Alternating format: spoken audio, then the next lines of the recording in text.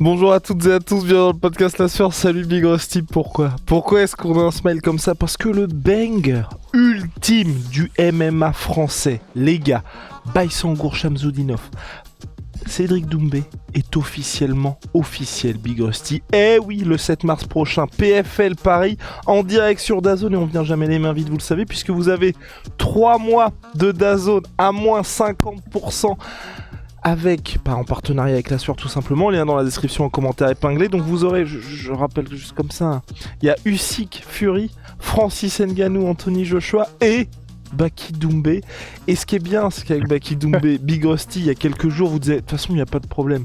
Parce que les deux, niveau trash talking, ça va échanger, ça va être en mode Federer Nadal des grandes années. À peine le combat annoncé, on a déjà des bastos qui sont en train de partir de tous les côtés. Pardon, je viens d'en esquiver une. Donc bref, on va voir tout ça avec Big Rusty.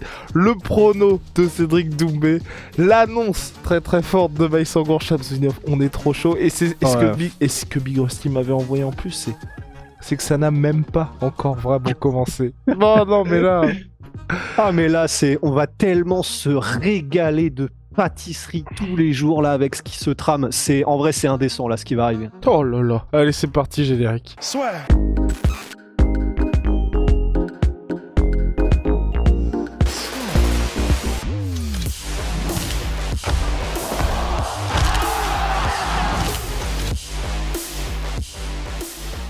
Pronostic de Cédric Doumbé. Audacieux, comme toujours avec Cédric, mais ce qui est quand même intéressant avec Cédric Doumbé, c'est que c'est audacieux, mais c'est pas un mec qui fait des annonces comme ça qui ne servent à rien, où il n'y a pas de choses qui suivent. Là, il est annoncé KO premier round face à Baysangour Shamsudinov, qui est, on va dire, tu vois, ça ne me surprend pas, en tout cas ça ne me surprend qu'à moitié, parce que c'est vrai que Cédric Doumbé, c'est un peu comme Conor McGregor, dans le sens, je les compare beaucoup, mais pour moi c'est une situation où si vous êtes toujours là passer le deuxième round, c'est que leur stratégie ne fonctionne pas. Et donc en soi, Baki n'a jamais connu un striker, affronter un striker, j'ai presque envie de dire d'élite, au-delà de même dire un mec comme Cédric Doumbé, évidemment que non, parce qu'il n'y a qu'un seul Cédric Doumbé, mais il n'a jamais, je pense, affronté de striker d'élite. En combat, en tout cas, pas. Oui. Non, Oui. Qui s'approche de Doumbé, c'est sûr que non. Entraînement, il se part sale. Exactement, mais en combat, en combat officiel. Et puis c'est vrai que Doumbé, je pense que s'il peut battre Baki, c'est effectivement en début de combat. Et en fait, c'est bon, une soumission de Cédric Doumbé contre Baki. Jiri Prochazka a bien soumis Glover Teixeira. Il y a eu des soumissions où on se disait c'est quand même extrêmement peu probable, et c'est arrivé. Il y en a eu dans l'histoire du MMA, il y en a eu toute une flopée. Mais là, ça paraît tellement fou. Après, voilà, c'est vite arrivé. Une guillotine qui passe bien sur une tentative de takedown de Baki, mais c'est littéralement le truc le moins probable du monde. Donc, effectivement, on a envie de dire, ce qui a l'air de se tramer, c'est soit un KO rapide de Cédric Doumbé, soit effectivement un drill de la part de Baki où il montre son différentiel de MMA en termes de la lutte, le clinch contre la cage, le sol, et du coup, avec les incertitudes, il arrive peut-être à faire douter Doumbé debout et peut-être donc à le toucher, etc. Voilà, on rappelle, pour ceux peut-être qui débarquent entre guillemets pour tout ce qui est MMA, etc. C'est pas déconnant de voir des strikers d'élite, même à l'UFC, qui sont passés des meilleures organisations de kickboxing, par exemple soit le Glory, soit le K1, qui viennent à l'UFC et qui se font mettre KO et qui se font éclater. On pense notamment à Gokhan Saki, par exemple, qui avait fait la transition. Des gars aussi comme Alistair Overeem. En fait, il y a tellement une dimension que tu rajoutes quand tu rajoutes les incertitudes de la lutte que tu perds cette demi-seconde d'avance. Il y a enfin voilà. C'est pas déconnant qui arrive à toucher Doumbé debout, etc. Mais effectivement, ce qui fait le plus peur là, en termes de finition et de probabilité de finition, c'est un KO sale de la part de Cédric Doumbé. Et c'est ce qui rend le truc aussi kiffant, quoi. Et quand on dit ça avec Big Rusty aussi, c'est pour vous planter le décor, parce que c'est vrai que là je pense qu'il y a pas mal de gens qui peut-être découvrent le MMA ou qui ne suivent que le MMA lors des gros combats. C'est qu'en gros, quand il y a une opposition de style comme ça, même si Baki il est assez complet comme combattant, il va plutôt avoir tendance à travailler sur sa lutte face à Cédric Doumbé, aller vraiment dans le domaine où il a sur le papier en tout cas, plus d'avance en comparaison avec Cédric Doumbé, c'est que s'il fait travailler Cédric Doumbé en lutte, forcément, ce sera plus compliqué pour Cédric Doumbé, dans les rounds qui avancent, de peser dans son striking. Et j'en reviens encore au combat qui est la plus belle opposition de style dans ce domaine-là, en tout cas la plus connue, c'est Khabib contre McGregor. Khabib, il a commencé à échanger debout avec Conor qu'au 3e round, là où il y avait déjà eu ces phases de préhension et où Conor McGregor, forcément, avait beaucoup moins d'explosivité, était beaucoup moins dangereux. D'ailleurs, Khabib, il perd le 3e round, il se fait toucher, mais c'est beaucoup moins létal, j'ai envie de dire, que ce qui aurait pu se passer en tout début de combat. C'est clair. Et en fait, maintenant, je suis content parce que il y a un exemple qui est parfait pour, peut-être si vous découvrez, pour illustrer ce truc de ah merde, quand tu rajoutes la lutte, ça rajoute vraiment des énormes. Ça rajoute une arme complètement. C'est le dernier combat de Bonical. Il dure pas longtemps. Franchement, c'est l'avantage. Si vous avez le Fight Pass, allez mater le combat. C'est textbook. C'est vraiment le manuel. Il fait un premier takedown, donc que défend son adversaire Val Woodburn. Hop, il se retire. Ensuite, il fait une feinte de takedown. Il voit que comme il a déjà fait son premier takedown, il a imprimé dans l'esprit de son adversaire que ok, il peut venir me chercher. Donc, il fait une feinte. Et là, Val Woodburn baisse les bras, mais genre, tu fais vraiment deux. Il les baisse pour comme ça venir chercher pour défendre le takedown. Et du coup, Bonical disait ensuite dans un podcast, et là, je me suis dit, t'es mort. À ce moment-là, je savais que t'es mort. Il le dit comme ça parce qu'il dit, bon, je t'ai fait rentrer dans la tête que j'allais venir te chercher en lutte. Donc, tu l'as dans un coin de ta tête et forcément, ça te fait douter. Là, je viens de faire une feinte et je vois comment tu réagis quand je fais une feinte, à savoir, tu baisses les bras. Donc, en fait, maintenant, je sais exactement ce qui va se passer et c'est ce qu'il a fait. Et donc, il pouvait littéralement quasiment prévoir le futur. C'est Bonical disait, bon, bah maintenant, je sais, je vais feinter un takedown encore une fois. Tu vas faire ce pourquoi, du coup, tu t'es programmé, c'est-à-dire baisser les mains. Et en fait, au lieu de venir te chercher en lutte, je vais te mettre un crochet.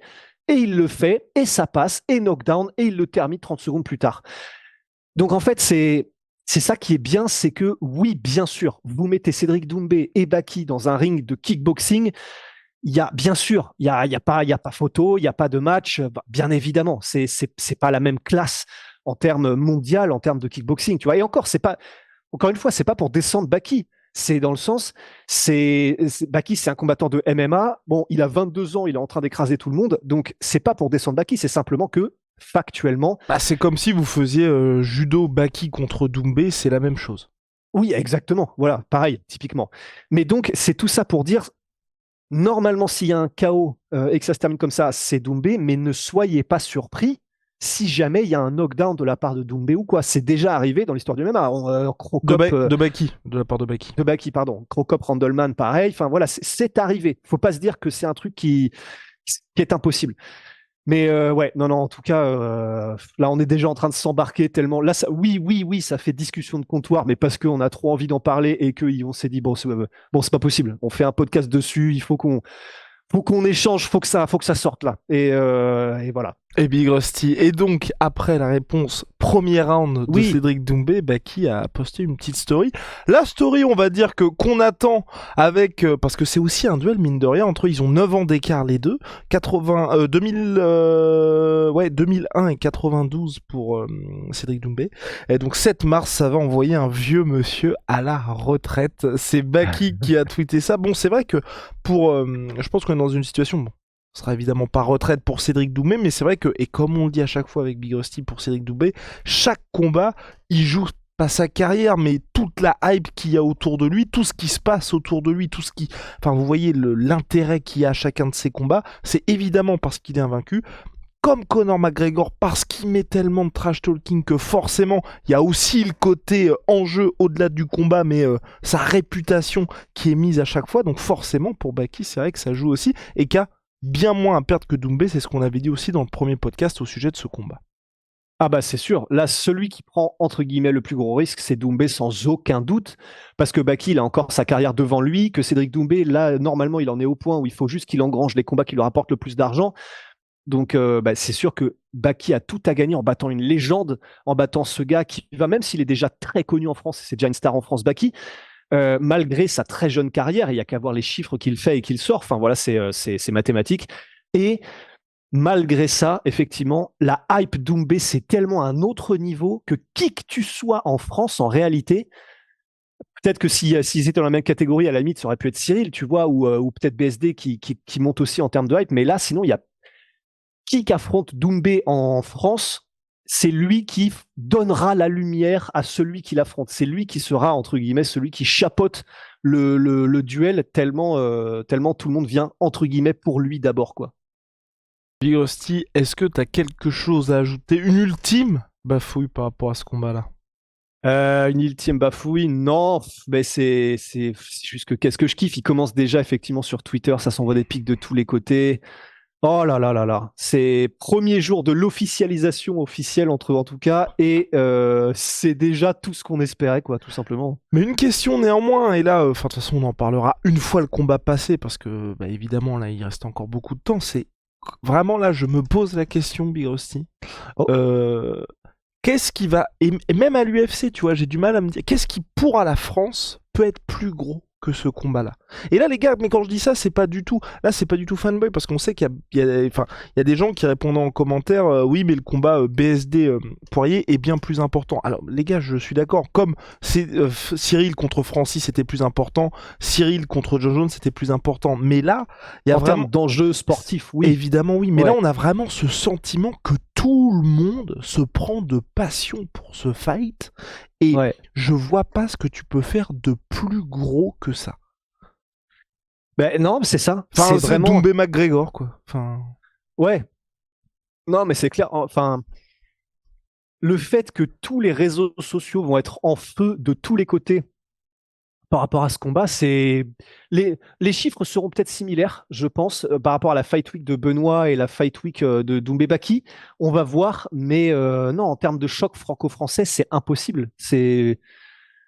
Ouais, voilà, parce faudrait que parce que c'est vrai que pour nous aussi, et c'est ça qui est pour moi qui est crucial, c'est qu'il y a même pas ce côté barrière de la langue. Parce qu'un Connor Ouais. contre Doumbé, forcément Ouais. Doumbé il irait de son trash talk, mais il parle très bien anglais, mais évidemment pas aussi bien qu'en français. Et du côté de Connor, pour que les gens se passionnent en France, il y aurait aussi tout ce côté sous-titrage. Enfin, il y aurait pas le même, on va dire la même fluidité, on va dire en termes de compréhension des échanges et tout ça. Alors que là, on va pouvoir y aller du tac au tac, comme vous l'avez vu en termes de story, ça a déjà commencé. Et c'est vrai que je me dis, c'est aujourd'hui, et même à horizon de, allez, 3-4 ans, je vois pas. Après, on sait pas ce qui peut se passer d'ici là, mais je vois pas ce qui peut péter ce combat-là, parce c'est vraiment des sommets fous, et surtout, ça me paraît, Big Rusty aussi, j'ai l'impression que c'est la première fois, tu vois, qu'on a un combat où ça fait quoi, 1 an et demi qu'on en parle, ou que ça commence, tu vois, à être là, que tout le monde fantasme, mais honnêtement, il y a 1 an et demi, quand on en parlait, on était en mode, bon, ça se traquine sur les réseaux, mais c'est pas possible que ça arrive. Ouais. Il y en a un qui commence à Arès, l'autre qui parle peut-être d'aller à l'UFC ou au PFL. Enfin, on était vraiment pas dans des trucs où c'était une possibilité. Et pour moi, même le moment, tu vois, où du coup, Baki a raté sa pesée, n'a pas fait le combat pour le titre à Arès. Moi, en fait, je m'étais dit la possibilité la plus probable, c'est celle que il gagne la ceinture Arès. Et comme ça, ensuite, ça a encore plus de poids que en tant que champion Arès, il aille du coup disputer entre guillemets le spot à Cédric Doumbé au PFL. Mais après ça, du coup, j'étais en mode, bon, du coup, c'est mort parce que probablement qu'il faut d'abord que Baki aille récupérer la ceinture et ensuite, on verra. Et non. Et non, du coup, ça s'est fait quand même. Et c'est vrai que, ouais, c'est depuis le temps que c'est là, qu'on a le temps de. De toute façon, il n'y a qu'à voir les réactions. Les réactions, c'est tout en mode, putain, mais j'y crois pas encore. C'est dans le sens, ok, c'est officiel, mais j'ai presque du mal à le croire, tu vois. C'est. Non, c'est bon. Une dinguerie, les gars. Enfin bref, on se quitte là-dessus. Shout out à My Sweet Pea, My Sweet Protein. On n'oublie pas, partenaire historique du podcast La Sueur. Moins 30% minimum sur toute My Protein avec le code La Sueur. En plus, en ce moment, ce sont les soldes. Donc n'hésitez pas, que ce soit sur les fringues, les compléments alimentaires, les protéines, ils sont toujours présents. Et Big Rusty, qui a déjà préparé son Holy Moly. Alors non, donc ils sont là-bas. Attends, je vais les chercher. Allez, va les chercher. Allez, on est tranquille, Pas des animaux. Hein. Donc, oui. Donc, Holy Moly, révolution dans les boissons énergisantes, les gars. Vous le savez, c'est donc made in Allemagne. C'est en poudre, donc bien moins polluant que les boissons habituelles. Vous avez vos poudres. Regardez-moi ça. Donc là, c'est tout ce qui est boissons énergisantes. Vous avez aussi des thés glacés et des boissons de réhydratation. Première commande, code La Sueur 5, moins 5 €. Deuxième commande ou plus. La Sueur 10 et vous avez moins 10%, et voilà. Et puis si jamais ça fait trop de sale là entre Baki et Doumbé, qu'il faut se laver un peu, Onae les gars. N'oubliez pas, c'est le savon made in France jusque dans l'emballage.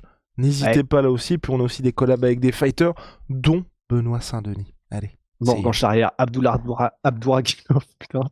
Oui. Oh, putain. Bon, attendez, Joe Rogan a merdé aussi sur le nom de Nurmagomedov, donc Oui. Non, mais voilà, vraiment.